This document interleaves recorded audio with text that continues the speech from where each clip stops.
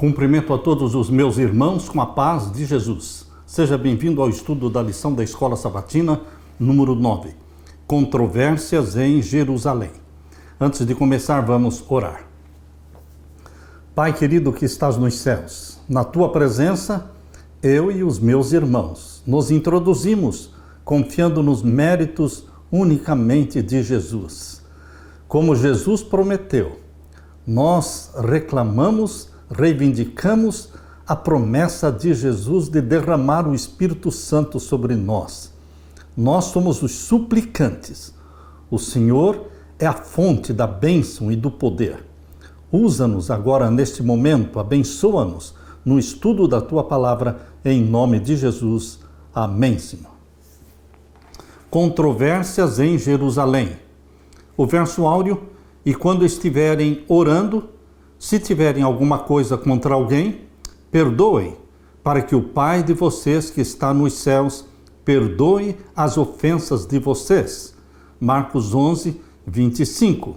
Jesus foi muito claro ao falar que nós não seremos aceitos diante de Deus se não perdoarmos, se não nos reconciliarmos. A reconciliação com o cônjuge, marido e esposa, a reconciliação com filhos, a reconciliação com irmãos da igreja. É necessário a reconciliação. O que precisa ser consertado, tem que ser consertado. Se temos que pedir perdão, peçamos o perdão, porque Deus está dizendo aqui, se estiverem orando e se tiverem alguma coisa contra alguém, perdoem, para que o Pai de vocês que está nos céus perdoe as ofensas de vocês.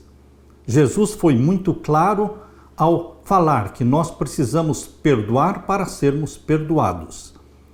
Em Marcos capítulo 2 e 3 está registrada uma série de 5 controvérsias entre Jesus e os líderes religiosos. Na lição desta semana, quando Jesus chega à cidade de Jerusalém, ele agora tem uma série de 6 controvérsias com os líderes religiosos. Os 2 conjuntos de controvérsias servem como uma moldura no início e no fim do seu ministério terrestre. Cada conjunto trata de questões importantes da vida cristã. As instruções de Jesus, mesmo nessas situações de discussão, ajudam a orientar os crentes nas questões fundamentais da fé e nas questões práticas da experiência de cada dia. Os líderes religiosos tentavam confrontar, confundir e derrotar Jesus, mas nunca conseguiam. Que triste era a situação dos líderes religiosos, dos líderes da Igreja de Deus no tempo em que Jesus aqui na terra viveu. Os pastores daquele tempo, líderes, eles confrontavam Jesus, eles tentavam confundir, derrotar Jesus e finalmente planejaram matar Jesus. Queridos, nós, líderes da igreja, pastores, anciãos, administradores, nós precisamos pensar 2, 3, 4 vezes, será que nós estamos amando a Jesus, seguindo a Jesus, ou nós estamos buscando fazer nossa própria vontade? Queridos, parte da lição desta semana analisa o que leva as pessoas a se oporem a Deus, colocando seus próprios interesses antes de Deus, além de considerar o que os cristãos podem fazer para diminuir o preconceito e falar ao coração daqueles que resistem ao chamado do Espírito Santo. Em Marcos capítulo 11, o ministério de Jesus se desenvolve na cidade de Jerusalém. Quando ele vai para a Páscoa, meses de março e abril, os capítulos 11 e 16 de Marcos cobrem pouco mais de uma semana. O tempo da narrativa desacelerou bastante. Os primeiros 10 capítulos cobrem aproximadamente 3 anos e meio. Essa desaceleração aponta para a importância das cenas finais da vida de Jesus em seu ministério na terra, que durou 3 anos e meio. Queridos, vamos assimilar os ensinos de Jesus e vamos atender os conselhos e advertências de Jesus feitas para os líderes daquele tempo, mas vamos aplicá-las a nós. Vamos ler o Evangelho de Marcos como Jesus dirigindo-se a nós. Que Deus tenha misericórdia de nós. Que Jesus Cristo derrame o Espírito Santo sobre você e sobre mim. Aleluia. Na parte de domingo, entrada triunfal. A entrada triunfal de Jesus em Jerusalém provocou muita revolta nos líderes religiosos. Queridos, Jesus, diferente das outras vezes, ele se deixou levar pelo povo cantando glória a Deus, hosana ao filho de Davi. E ele montou num jumentinho. Queridos, aqui lemos em Marcos capítulo 11, abra sua Bíblia e vamos ler o capítulo 11 e os versos 1 até o verso 11. Marcos 11, verso 1 em diante. E logo que se aproximaram de Jerusalém, de Betfagé e de Betânia, junto do Monte das Oliveiras, enviou 2 dos seus discípulos. E disse-lhes: Ide à aldeia que está defronte de vós, e logo que ali entrardes, encontrareis preso um jumentinho, sobre o qual ainda não montou homem algum. Soltai-o e trazei-mo. E se alguém vos disser: Por que fazeis isso? Dizei-lhe que o Senhor precisa dele, e logo o deixará trazer para aqui. Interessante como o Espírito Santo falava com Jesus, possuía a mente de Jesus. Jesus não usava os seus poderes divinos. Ele era guiado pelo Espírito Santo, possuído pelo Espírito Santo. Por isso ele disse para os discípulos para que fossem até a cidadezinha que estava bem próxima. E ele falou: Ide à aldeia que está defronte de vós, e logo que ali entrardes, encontrareis preso um jumentinho. Como é que Jesus sabia que existia um jumentinho preso logo na entrada da cidade, sobre o qual nenhum homem havia ainda montado? Como é que ele sabia isso? Porque ele era Deus? Ou porque ele era um homem que vivia na dependência de Deus, possuído pelo Espírito Santo? E o Espírito Santo dizia para Jesus: faça isso, fale isso, vá aqui, vá ali. Queridos, a vida de Jesus era possuída pelo Espírito Santo. Jesus quer dirigir você e a mim com o mesmo poder. O Espírito Santo que possuiu Jesus, que gerou Jesus no ventre da Virgem Maria. O Espírito Santo que gerou a mim e a você quando nascemos da água e do Espírito. Esse mesmo Espírito nos guia, nos orienta, nos fala através de intuições mentais, dizendo: faça, não faça, fale, não fale, vá aqui, vá ali, compre ou não compre. Queridos, o Espírito Santo nos guia através de intuições mentais, assim como fazia com Jesus. E aqui diz o verso 3, e se alguém vos disser: por que fazeis isso? Diz-lhe que o Senhor precisa dele e logo o deixará trazer para aqui. Foram e encontraram o jumentinho preso fora da porta, entre 2 caminhos, e o soltaram. Exatamente como Jesus tinha falado, eles encontraram o jumentinho. E alguns dos que ali estavam lhes disseram: que fazeis soltando o jumentinho? As pessoas acharam estranho alguém vir ali, pegar o jumentinho e levá-lo. Por isso eles perguntaram: o que vocês estão fazendo? E o verso 6, eles porém disseram-lhes como Jesus lhes tinha mandado, e deixaram-nos ir. E levaram o jumentinho a Jesus, e lançaram sobre ele os seus vestidos, e assentou-se sobre ele. Interessante que Jesus Cristo, que pedia para que aqueles que eram curados, aqueles que tinham recebido os milagres, não dissessem para ninguém. Ele tentava não divulgar aquilo que ele estava fazendo. Mas agora, neste momento, aproximava-se o momento final da vida de Jesus na terra. Os últimos capítulos da vida de Jesus, ele se aproximava da cruz. Ele sabia que ele seria condenado. Ele sabia que seria morto na cruz. Ele sabia, por quê? Porque ele lia as Escrituras. Ele conhecia muito bem Isaías capítulo 53, onde diz que ele seria desprezado, seria maltratado e seria colocado no meio dos ímpios, ou seja, de 2 ladrões. Queridos, Jesus Cristo conhecia a história da sua vida, da paixão de Cristo, da sua morte na cruz, antes de tudo isso acontecer.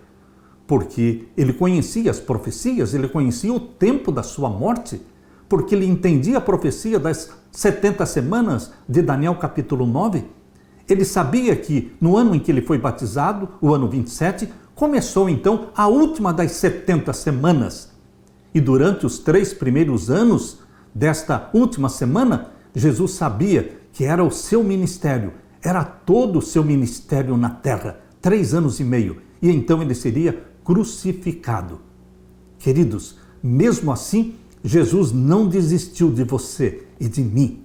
Ele veio com a missão de morrer por você e por mim, para resgatar a família humana, para reconquistar o território possuído, usurpado, melhor falando, usurpado por Satanás. E Jesus Cristo foi vitorioso. Aleluia! Verso 8: E muitos estendiam seus vestidos pelo caminho, e outros cortavam ramos das árvores e os espalhavam pelo caminho. Exatamente como a profecia de Zacarias, capítulo 9. Abra sua Bíblia em Zacarias, capítulo 9 e o verso 9. Aqui temos a profecia que se cumpriu quando Jesus entrou na cidade de Jerusalém montado num jumentinho. Zacarias 9:9: Alegra-te muito, ó filha de Sião, exulta, ó filha de Jerusalém, eis que o teu rei virá a ti, justo e salvador, pobre e montado sobre um jumento, sobre um asninho, filho de jumenta.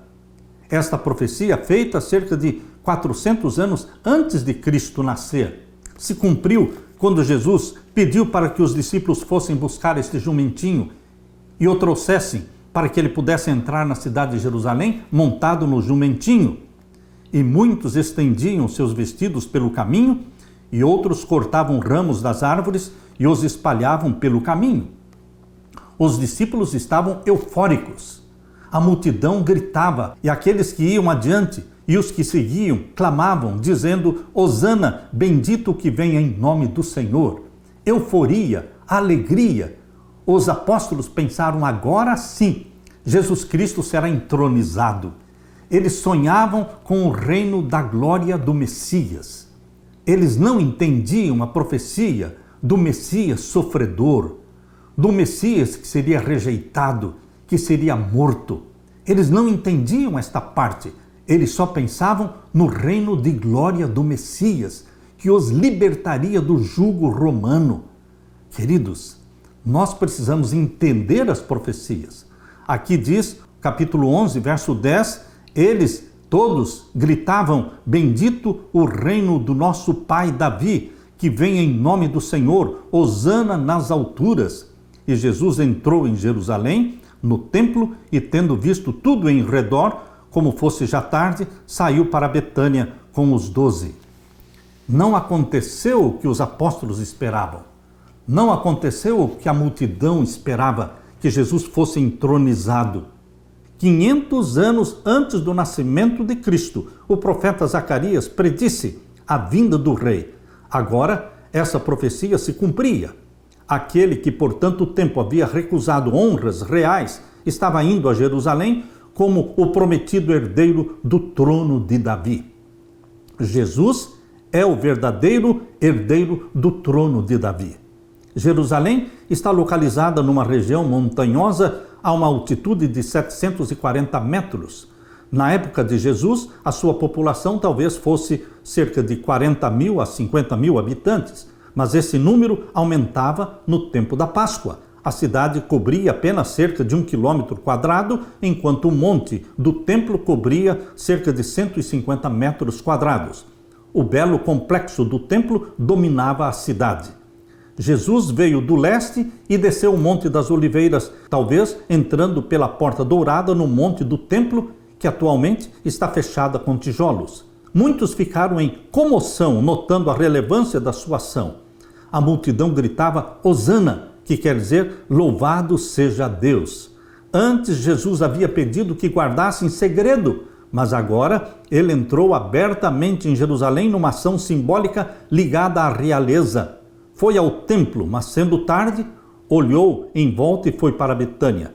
O que poderia ter se transformado em revolta terminou com uma saída silenciosa, mas o dia seguinte seria diferente.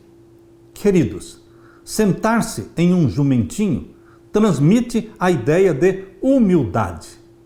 E o Messias, o Rei dos Reis, ele é caracterizado pela sua humildade. Por isso ele entrou montado num jumentinho. Por que essa é uma característica importante dos cristãos?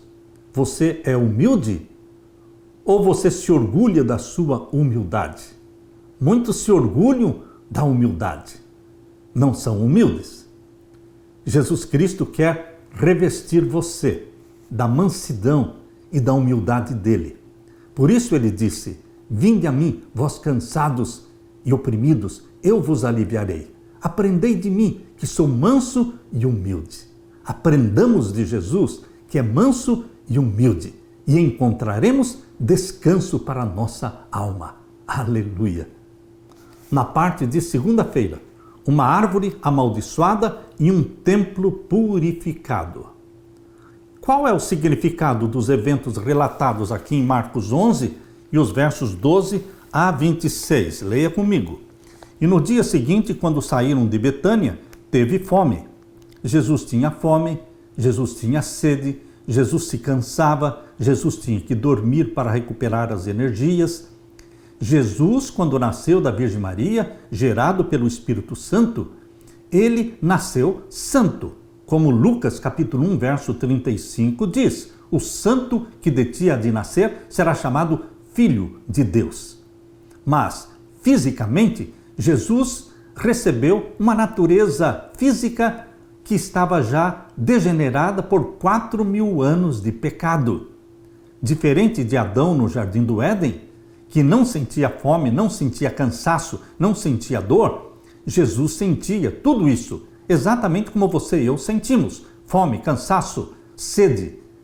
Temos que dormir, mas não podemos esquecer que moralmente, espiritualmente, Jesus era santo, assim como Adão lá no Jardim do Éden. Jesus nasceu santo, porque não nasceu de um pai humano. Ele foi gerado pelo Espírito Santo. Mas fisicamente, ele sentia as necessidades físicas e as dores como você e eu sentimos. E vendo, diz o verso 13, e vendo de longe uma figueira que tinha folhas, foi ver se nela acharia alguma coisa. E chegando a ela, não achou senão folhas, porque não era tempo de figos. E Jesus, falando, disse à figueira: nunca mais coma alguém fruto de ti. E os seus discípulos ouviram isto. E vieram a Jerusalém, e Jesus, entrando no templo, começou a expulsar os que vendiam e compravam no templo, e derribou as mesas dos cambiadores e as cadeiras dos que vendiam pombas. O povo judeu transformou, na realidade, os sacerdotes, os líderes religiosos transformaram o templo num mercado, num comércio. Eles vendiam ali os animais que deveriam ser sacrificados e eles só aceitavam na transação comercial a moeda do templo. Então todos que vinham até ali para comprar os animais tinham que usar a moeda do templo. Então eles teriam que fazer um câmbio. Então os sacerdotes ganhavam na venda dos animais e os sacerdotes ganhavam também no câmbio, na troca da moeda. Queridos, tudo era comércio, tudo era por interesse financeiro. Os sacerdotes tinham perdido as lições espirituais da Páscoa. Os sacerdotes tinham perdido a visão do que significava o Cordeiro Pascal. Eles estavam cegos para as lições espirituais. Por isso, quando Jesus viu aquele comércio, aquele barulho de animais, aquele barulho de moedas, aqueles gritos, vendendo, comprando, ele ficou indignado. E aqui diz o verso 15, e vieram a Jerusalém, e Jesus, entrando no templo, começou a expulsar os que vendiam e compravam no templo, e derribou as mesas dos cambiadores e as cadeiras dos que vendiam pombas, e não consentia que alguém levasse algum vaso pelo templo. Jesus usou da sua autoridade. Quando você lê o livro Desejado de Todas as Nações, Ellen White comenta de que neste momento em que ele expulsou os mercadores do templo, a divindade irradiou através da humanidade.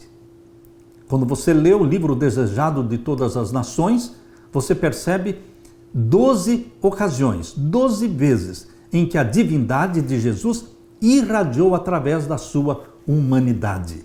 O Monte da Transfiguração foi uma ocasião. Quando Jesus expulsou os mercadores, os comerciantes do templo, foi outra ocasião. Queridos, a divindade de Jesus irradiava. Jesus era 100% Deus, 100% homem. Porém, ele nunca usou os seus poderes divinos para facilitar o trabalho, para diminuir-lhe a fome ou a dor.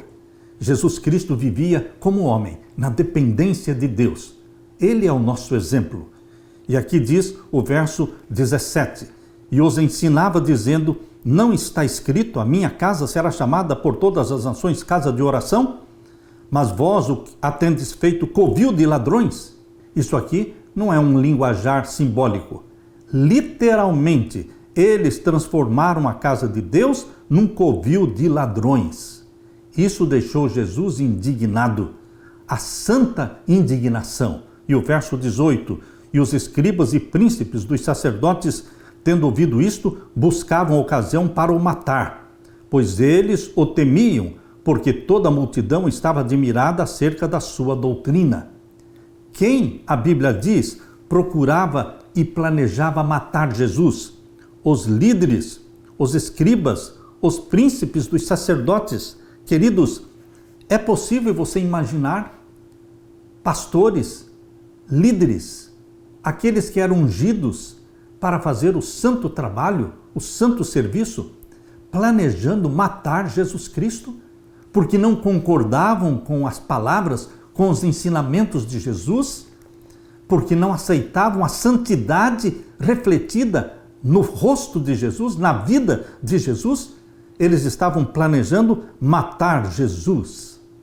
Queridos, Jesus poderia esperar isso dos pagãos, dos romanos, mas ele recebeu esta fria resposta do seu próprio povo. Por isso João, abra sua Bíblia, o Evangelho de João, capítulo 1. O Evangelho de João, capítulo 1, verso 10, diz assim, estava no mundo, e o mundo foi feito por ele, e o mundo não o conheceu. Veio para o que era seu, e os seus não o receberam.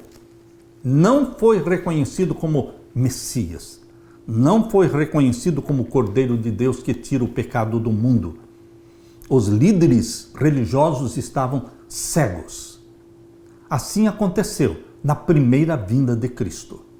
E agora, que estamos a poucos passos da segunda vinda de Jesus, será que os líderes religiosos, nós pastores, nós administradores, será que nós também estamos cegos? Lembre-se, a história costuma se repetir. Mas não permita que esta história se repita com você, meu querido irmão. Confesse os pecados, busque o batismo do Espírito Santo, o discernimento espiritual. E aqui em Marcos capítulo 11, e o verso 19 diz, e sendo já tarde, saiu para fora da cidade. E eles, passando pela manhã, viram que a figueira se tinha secado desde as raízes. E Pedro, lembrando-se, disse-lhe, mestre, eis que a figueira que tu amaldiçoaste se secou. E Jesus respondendo disse-lhe, tende fé em Deus, porque em verdade vos digo que qualquer que disser a este monte, ergue-te e lança-te no mar, e não duvidar em seu coração, mas crer que se fará aquilo que diz, tudo o que disser lhe será feito. Por que a figueira secou? Porque ela não tinha frutos? Ou porque ela aparentava ter frutos e não tinha frutos? Queridos, Deus condena as aparências falsas. Não viva de aparências. Seja aquilo que você é. Confesse os seus pecados. Aquela figueira tinha uma aparência cheia de folhas que aparentava ter frutos, mas não possuía frutos. Nós precisamos reconhecer nossa pecaminosidade. Não podemos aparentar santidade. Nós temos que buscar, de fato, a santidade que vem de Jesus. Nós precisamos diariamente pedir que Jesus escreva na nossa testa santidade ao Senhor. Dá-nos da tua santidade, Jesus, e ajuda-nos, batizando-nos com o Espírito Santo, para que produzamos frutos para a honra e glória de Deus. Jesus disse para Pedro: mas aquele que crer que se fará aquilo que diz, tudo o que disser lhe será feito. É o crer naquilo que a boca de Deus falou. Por isso vos digo que tudo o que pedirdes, orando, crede que o recebereis e tê-lo-eis. É o crer naquilo que pedimos e pedirmos segundo o coração de Deus, pedirmos aquilo que Jesus quer dar. O que Jesus quer dar? É o perdão. O que mais? O batismo do Espírito Santo? O que mais? Guiar a nossa vida? Queridos, Jesus Cristo está disposto a nos dar as bênçãos espirituais. E o verso 25, e quando estiverdes orando, perdoai se tendes alguma coisa contra alguém, para que vosso Pai que está nos céus vos perdoe as vossas ofensas. Porque perdoando que se é perdoado. Se você nega o perdão para alguém, você também não receberá o perdão de Deus. Mas se vós não perdoardes, também vosso Pai que está nos céus vos não perdoará as vossas ofensas. Meu querido irmão, minha querida irmã, que lindos ensinamentos de Jesus relatados aqui em Marcos capítulo 11 e os versos 12 até o verso 26. Que coisas em sua vida você precisa que Jesus purifique? Jesus purificou o templo, mas o nosso corpo também é o templo. A Bíblia diz na primeira carta aos Coríntios, capítulo 3 e o verso 16, abra sua Bíblia, leia comigo. Não sabeis vós que sois o templo de Deus e que o Espírito de Deus habita em vós? Se alguém destruir o templo de Deus, Deus o destruirá, porque o templo de Deus que sois vós é santo. Você é o templo de Deus. O Espírito Santo habita em você, meu querido irmão. Não podemos destruir este templo pela intemperança, pelo comer e pelo beber de forma intemperante, comendo e bebendo aquilo que Deus não aprova. Nós só podemos comer e beber aquilo que é para a honra e glória de Deus. Por isso a primeira carta aos Coríntios, capítulo 10 e o verso 31 diz: portanto, quer comais, quer bebais, ou façais outra coisa qualquer, fazei tudo para a glória de Deus. Lembre-se, quando estiver sentado à mesa para comer, para beber, lembre-se de glorificar a Deus na comida, na bebida. Porque o nosso corpo é o templo do Espírito Santo. Por isso Deus nos deu a reforma da saúde, para nos purificar o corpo, para nos purificar a mente, mente sã, corpo são. Que Deus derrame sobre você o Espírito Santo e que nós sejamos purificados por Jesus Cristo. Aleluia! Na parte de terça-feira, quem disse que você poderia fazer isso? Olha a pergunta ousada, atrevida dos líderes religiosos, pergunta feita para Jesus. Quando eles viram Jesus Cristo expulsando os vendedores, os mercadores, virando a mesa dos cambistas, Jesus purificando o templo, eles, em vez de ficarem felizes, ficaram indignados, enraivecidos.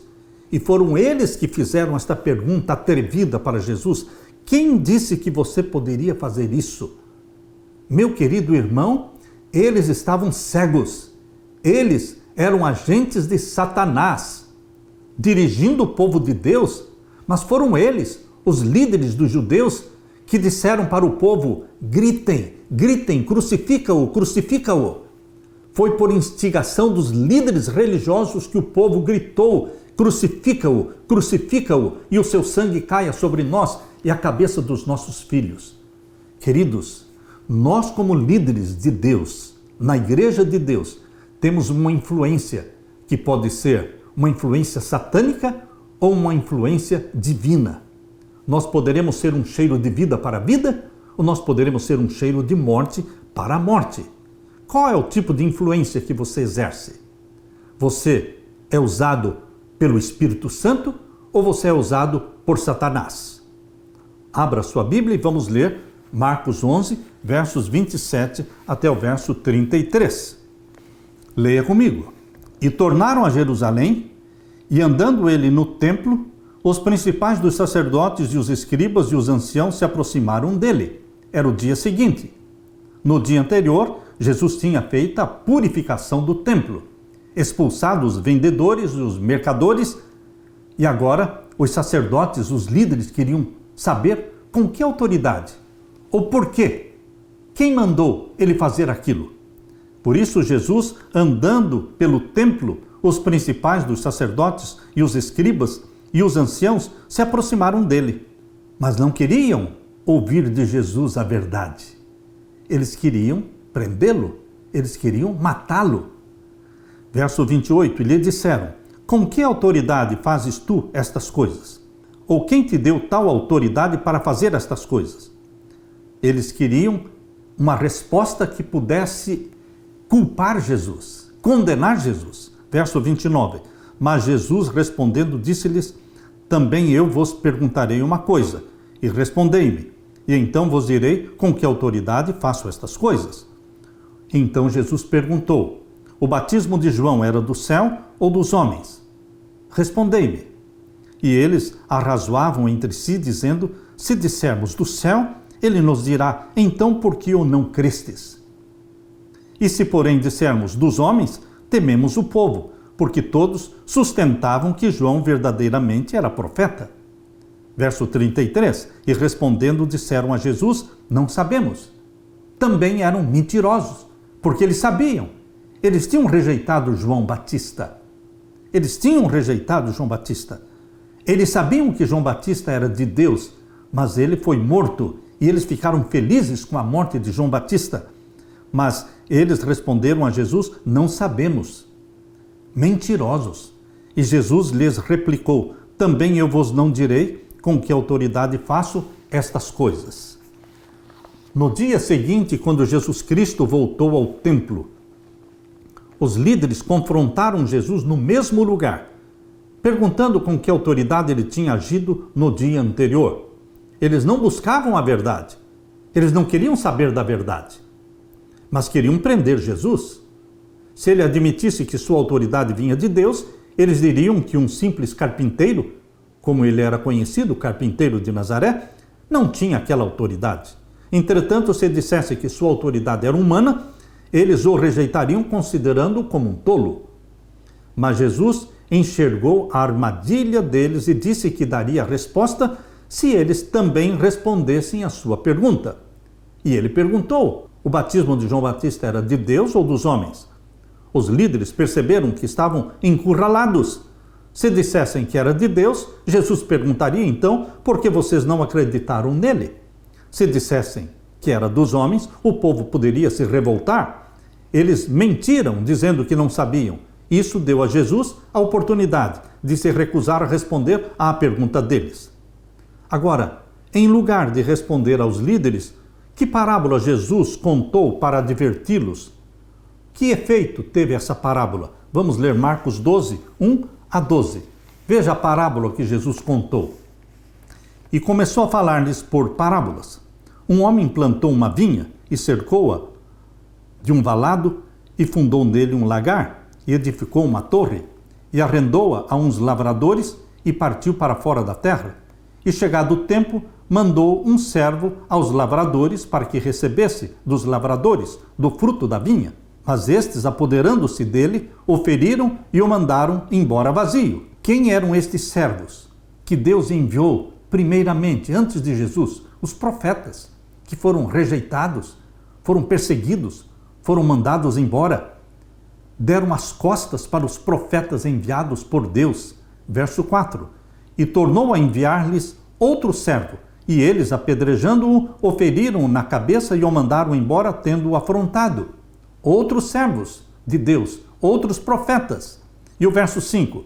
E tornou a enviar-lhes outro, e a este mataram. E a outros muitos, dos quais a uns feriram e a outros mataram. Queridos, Jesus estava contando uma parábola, mas nesta parábola, esses lavradores maus representavam o povo judeu. representavam os líderes religiosos do judaísmo. E aqui diz o verso 6, tendo ele, pois, ainda um seu filho amado, enviou-o também a estes por derradeiro, dizendo, ao menos terão respeito ao meu filho. Mas aqueles lavradores disseram entre si, este é o herdeiro, vamos, matemo-lo, e a herança será nossa. Quem era esse filho que o Senhor da parábola enviou? O Senhor da parábola é o Deus Pai. E o filho que ele enviou é Jesus Cristo, o Filho unigênito de Deus, que foi rejeitado e foi morto pelo povo judeu.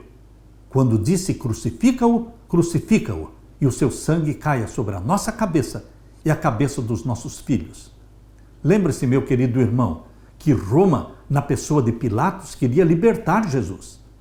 Não acho nele crime algum, dizia Pilatos, mas o povo de Deus, entre aspas, aqueles que pensavam ser ungidos pelo Espírito Santo, aqueles que pensavam que eram filhos verdadeiros de Deus, do Pai Celeste, eles gritaram, crucifica-o, crucifica-o, mataram o filho. E agora o verso 9. Que fará, pois, o Senhor da vinha? Virá e destruirá os lavradores e dará a vinha a outros. Ainda não lestes esta escritura? A pedra que os edificadores rejeitaram, esta foi posta por cabeça da esquina. Quem é a pedra de esquina rejeitada? Jesus Cristo é a pedra rejeitada. Todo aquele que cai sobre esta pedra se converte e é salvo. Mas aquele sobre quem a pedra cai será esmagado e destruído. Verso 11. Isto foi feito pelo Senhor e é coisa maravilhosa aos nossos olhos? E buscavam prendê-lo, mas temiam a multidão porque entendiam que contra eles dizia esta parábola, e deixando-o, foram-se. Eles entenderam a parábola e sabiam que aquela parábola estava representando os líderes da nação judaica. Essa história tem semelhança com a parábola da vinha encontrada em Isaías capítulo 5, em que Deus apresenta uma acusação contra Israel. Todos reconheceriam o paralelo, especialmente os líderes. A história se desenrolou de forma bastante incomum, pois os lavradores se recusaram a dar qualquer fruto do campo ao proprietário. Em vez disso, eles maltrataram e mataram seus servos e, por fim, o proprietário enviou seu filho amado, a quem esperava que respeitassem. Mas não foi isso que aconteceu. Eles estranhamente raciocinaram que se matassem o filho do Senhor da vinha, a vinha seria deles. Olhando desta forma, a parábola contada por Jesus foi uma advertência de amor, para que alguns se arrependessem e se convertessem. Mas não foi o que aconteceu. A nação judaica recusou e rejeitou a Jesus, e eles foram destruídos. No ano 70, Jerusalém foi destruída. Queridos, o povo judeu foi espalhado pelo mundo todo. Alguns poucos sacerdotes se converteram a Jesus, outros não. Jesus Cristo tinha autoridade, porque ele é o Filho de Deus. Ele é o Verbo. De João capítulo 1, verso 1, ele é Deus. Ele é o Criador dos céus e da terra. Ele, vivendo como homem na terra, continuava sendo Deus. Por isso ele perdoava pecados, por isso ele aceitava ser adorado. Queridos, Jesus Cristo tinha autoridade para fazer o que ele fez, porque ele purificou o templo dos vendilhões, dos mercadores. Como está a igreja de Deus hoje? A igreja de Laodiceia, a igreja da mornidão, a igreja comprometida com o mundo, a igreja comprometida com Roma. Roma está tão viva hoje como estava viva naquele tempo. Na primeira vinda de Jesus, Roma dominava o mundo. Na segunda vinda de Jesus, Roma papal estará dominando o mundo. Como está a igreja de Deus hoje? O remanescente de Deus é que será salvo. Faça parte do remanescente de Deus. Aleluia! Na parte de quarta-feira, deveres terrenos e resultados celestiais. O que ocorreu nestes relatos e que verdades Jesus ensinou em Marcos 12, versos 13 a 27. Marcos 12, versos 13 a 27. E enviaram-lhe alguns dos fariseus e dos herodianos para que o apanhassem em alguma palavra. Eu fico triste quando eu leio versos que falam que os líderes da nação, os administradores da igreja judaica, enviaram alguns fariseus e herodianos para que apanhassem Jesus em alguma palavra. Eles não iam ouvir e aprender, assimilar a verdade. Eles iam atrás de Jesus e se assentavam no meio da plateia para apanhar Jesus em alguma palavra, para ter ocasião para condená-lo, para ter ocasião para matá-lo. Queridos, o povo chamado povo de Deus fazia isso. A história vai se repetir. Que tal? Como nós estamos como líderes de Deus? E chegando eles, disseram-lhe: Mestre, sabemos que és homem de verdade e de ninguém se te dá, porque não olhas a aparência dos homens, antes com verdade ensinas o caminho de Deus. É lícito dar o tributo a César ou não? Daremos ou não daremos? Primeiramente, eles elogiaram Jesus Cristo. Mas através do Espírito Santo que estava na mente de Jesus, dando discernimento, Jesus Cristo lia os pensamentos deles. Não porque era Deus, mas porque era um homem possuído pelo Espírito Santo. O Espírito Santo falava para Jesus o que aqueles homens estavam pensando, planejando. Por isso aqui diz o verso 15. Então ele, conhecendo a sua hipocrisia, Jesus conhecia a hipocrisia deles, disse-lhes: Por que me tentais? O que é hipocrisia? Hipocrisia é tentar aparentar aquilo que não somos. Hipocrisia é o pecado das aparências enganadoras. Então, conhecendo a hipocrisia deles, disse-lhes: Por que me tentais? Trazei-me uma moeda, para que a veja. E eles lhe a trouxeram. E disse-lhes: De quem é esta imagem e inscrição? E eles disseram: De César. E Jesus respondendo disse-lhes: Dai, pois, a César o que é de César, e a Deus o que é de Deus. E maravilharam-se dele. O que é de César? Os impostos, as taxas. E o que é de Deus? O santo dízimo, as ofertas. Nós deveremos dar ao governo o que é do governo e dar a Deus o que é de Deus. Não podemos roubar do governo, não podemos roubar de Deus. Muitos cristãos são ladrões, porque roubam nos impostos e roubam também nos dízimos e nas ofertas. Queridos, não vamos pecar o pecado do roubo a Deus, nem o pecado do roubo ao governo. Alguém pode dizer: mas se eu for pagar todos os impostos, então eu não vou ter lucros, eu não poderei enriquecer. O importante não é enriquecer, o importante é viver nesta terra como peregrino, de passagem. Nós estamos de passagem. O nosso reino não é daqui, é do céu. A nossa cidade não é daqui, é a cidade celestial. É para lá que nós estamos indo. Portanto, vamos dar o que é do governo e vamos dar a Deus o que é de Deus. Queridos, os líderes estavam tentando apanhar Jesus em algo que pudessem usar para condená-lo junto ao governador romano ou ao povo. Nessa controvérsia, a questão foi o pagamento de impostos. Naquela época, recusar-se a pagar impostos poderia ser considerado rebelião contra o governo romano, uma ofensa grave. Jesus respondeu que eles deviam dar a César o que é de César e a Deus o que é de Deus. Isso fez com que ele escapasse da armadilha, mas também ofereceu instruções profundas sobre a responsabilidade do cristão para com o governo. Jesus declarou que, uma vez que estavam vivendo debaixo do poder romano, deviam prestar-lhe o apoio que lhes exigia, no que não estivesse em oposição a um dever mais elevado. Mas, embora pacificamente sujeitos às leis da terra, deviam ser primeiramente leais a Deus. A seguir, houve uma controvérsia sobre a ressurreição dos mortos. Leia comigo o que está em Marcos capítulo 12 e vamos ver então o verso 18 em diante. Então os saduceus que dizem que não há ressurreição, aproximaram-se dele e perguntaram-lhe, dizendo: queridos, os saduceus era a aristocracia religiosa daquele tempo, acima dos fariseus. Os sacerdotes, os sumos sacerdotes, eles eram saduceus. Era a elite religiosa daquele tempo. Mas eles não criam no céu, eles não criam na ressurreição. O que você pode imaginar de um líder religioso que não crê no céu, que não crê na ressurreição? Os líderes religiosos daquele tempo, eles eram adeptos à Cabala. A Cabala que veio de Babilônia.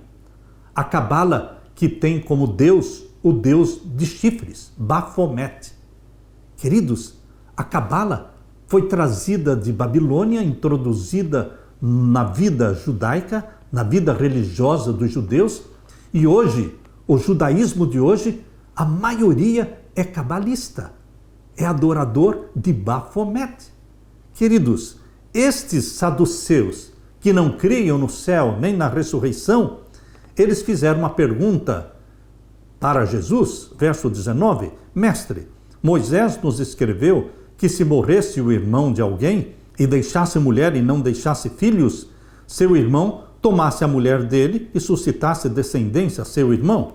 Ora, havia 7 irmãos, e o primeiro tomou mulher e morreu sem deixar descendência, e o segundo também a tomou e morreu, e nem este deixou descendência, e o terceiro da mesma maneira, e tomaram-na os 7, sem, contudo, terem deixado descendência. Finalmente, depois de todos, morreu também a mulher.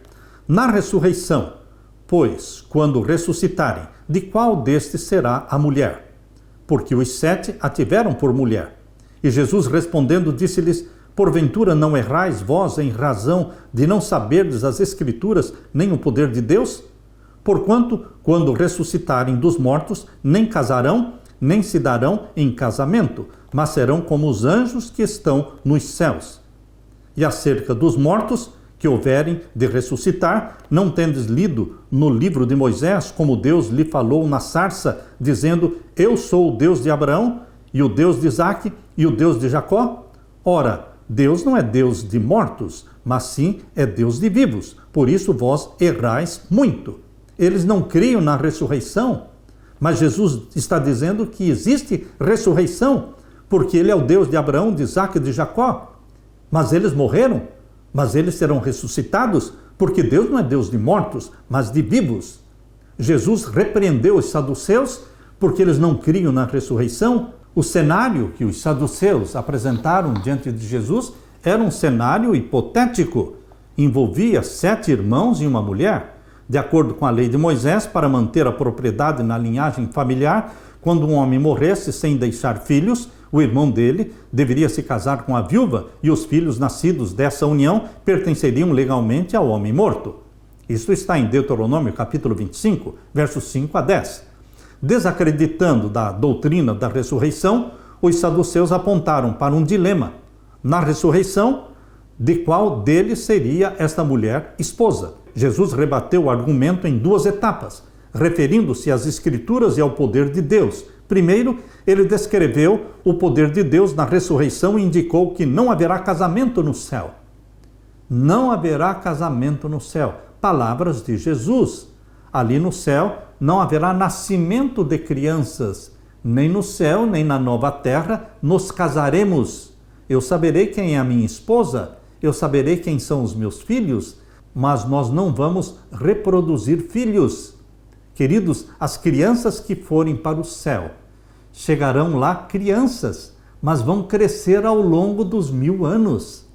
Ao longo dos 1000 anos, todas as crianças que forem arrebatadas com as suas mamães, com seus papais, elas crescerão.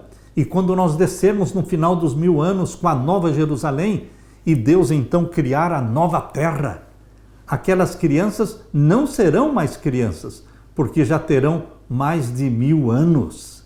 Queridos, por isso que Jesus disse, é importante entendermos que no céu e na nova terra não casaremos, nem seremos dados em casamento, porque nós seremos como os anjos, disse Jesus. Não seremos anjos, Anjo é anjo, ser humano é ser humano. Nós não precisamos entrar na discussão destes detalhes. Há pessoas que ficam muito preocupadas quando pensam que no céu não haverá sexo ou não haverá reprodução de filhos, de crianças. E como vão ser as famílias que estiverem no céu e na nova terra? Queridos, nós não sabemos exatamente como será, mas nós sabemos que Deus está planejando o melhor. Todos seremos muito, muito felizes e nós conheceremos e seremos conhecidos, porque Paulo diz isso na sua primeira carta aos Coríntios, capítulo 13. Em segundo lugar, Jesus defendeu a doutrina da ressurreição, citando Êxodo 3, 1 a 22, em que o Senhor declara que é o Deus de Abraão, Isaque e de Jacó. Isso significa que eles serão ressuscitados, pois o Criador é o Deus de Abraão, Isaque e Jacó, que estão por enquanto mortos, mas serão ressuscitados. Quando Jesus Cristo voltar, meu querido irmão, os mortos em Cristo ressuscitarão primeiro. E nós, os que estivermos vivos, seremos transformados no abrir e fechar de olhos. E transformados, juntamente com os ressuscitados já glorificados, seremos arrebatados para o céu. Isso é o que diz 1 Tessalonicenses 4, versos 16 e 17. E o conselho de Paulo diz: consolai-vos com esta mensagem, porque Jesus Cristo virá nos buscar. Aleluia! Na parte de quinta-feira, o maior mandamento. Jesus Cristo resumiu os 10 mandamentos em 2: amor a Deus e amor ao próximo. Por isso a lei dos 10 mandamentos foi escrita em 2 tábuas de pedra. Na primeira tábua existiam 4 mandamentos. Não terás outros deuses diante de mim, primeiro mandamento. Segundo mandamento, não farás para ti imagem de escultura, não as adorarás. Terceiro mandamento, não tomarás o nome do Senhor teu Deus em vão. E o quarto mandamento, lembra-te do dia do sábado para o santificar. 6 dias trabalharás, farás toda a tua obra, mas o 7º dia é o sábado do Senhor teu Deus. Estes 4 primeiros mandamentos estavam na primeira tábua de pedra. Eles dizem do seu amor para com Deus. Eles se referem ao nosso amor para Deus. Amar a Deus sobre todas as coisas, de todo o nosso coração. E na outra tábua de pedra estavam 6 mandamentos que falam do seu amor ao próximo. Por isso o 5º mandamento é: honra o teu pai e a tua mãe, para que se prolonguem os teus dias na terra que o Senhor teu Deus te dá. E o 6º mandamento: não matarás. E o 7º: não adulterarás. E o 8º: não furtarás. E o 9º: não dirás falso testemunho contra o teu próximo. E o 10º: não cobiçarás a casa, nem a mulher, nada do teu próximo. Estes são os 6 últimos mandamentos, falam do seu amor para o próximo. Queridos, Jesus Cristo resumiu os 10 mandamentos em 2: amor a Deus e amor ao próximo. Jesus não anulou os 10 mandamentos, somente resumiu-os. Amar a Deus é guardar os primeiros 4 mandamentos. E amar ao próximo é guardar os 6 últimos mandamentos. Abra sua Bíblia em Marcos capítulo 12 e vamos ver então o verso 28 em diante. Aproximou-se dele um dos escribas que os tinha ouvido disputar e, sabendo que lhes tinha respondido bem, perguntou-lhe: qual é o primeiro de todos os mandamentos? E Jesus respondeu-lhe: o primeiro de todos os mandamentos é: ouve, Israel, o Senhor nosso Deus é o único Senhor. Amarás, pois, ao Senhor teu Deus de todo o teu coração e de toda a tua alma e de todo o teu entendimento e de todas as tuas forças. Este é o primeiro mandamento. E o segundo, semelhante a este, é: amarás ao teu próximo como a ti mesmo. Não há outro mandamento maior do que estes. Jesus Cristo resumiu a lei em 2 mandamentos, não em 3. Mas a psicologia moderna criou um 3º mandamento aqui, dizendo: amarás a ti mesmo. E eles ainda dizem, de forma enganosa, que nós não podemos amar o próximo se não nos amarmos. Queridos, o amor próprio, este nasce conosco e é de natureza pecaminosa, egoísta. Todos os seres humanos se amam. Os drogados, os viciados se amam, porque nunca aprenderam a dizer não para si mesmos. Mas eu não preciso me amar para amar ao próximo. Eu preciso sim amar a Jesus. Quem ama a Deus, ama o próximo. Mas quem ama a si mesmo, ele não tem força para amar o próximo, porque ele é egoísta. A religião de Jesus não me manda amar a mim mesmo. A religião de Jesus me manda negar a mim mesmo. Aquele que quiser vir após mim, negue-se a si mesmo, tome a sua cruz e siga-me. Negue-se a si mesmo, aprenda a dizer não para você. Isto é religião de Jesus Cristo. Mas os 2 mandamentos é amar a Deus e amar ao próximo. Meu querido irmão, aqui diz o verso 32. E o escriba lhe disse: muito bem, mestre, e com verdade disseste que há um só Deus e que não há outro além dele, e que amá-lo de todo o coração e de todo o entendimento e de toda a alma e de todas as forças e amar ao próximo como a si mesmo é mais do que todos os holocaustos e sacrifícios. Este escriba era amável, foi amável com Jesus. Jesus viu sinceridade nele. E o verso 34, e Jesus, vendo que havia respondido sabiamente, disse-lhe: não estás longe do reino de Deus. E já ninguém ousava perguntar-lhe mais nada. Jesus também elogiou o escriba por sua resposta honesta, dizendo que ele não estava longe do reino de Deus. Mas não estar muito longe do reino de Deus não significa estar dentro do reino de Deus.